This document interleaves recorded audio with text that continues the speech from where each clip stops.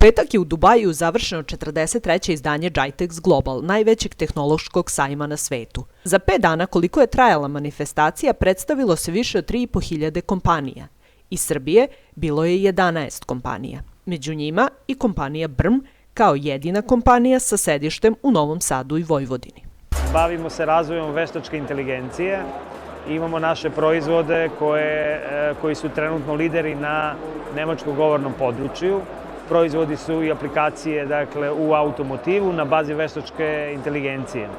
Prvi put smo na GITEX-u, očekujemo da se probijemo na tržištu Dubaja. Srpske kompanije izlagale su na štandu koji je organizovala Privredna komora Srbije i Razvojna agencija Srbije, a dogovoreno je i izdanje GITEX-a u Beogradu.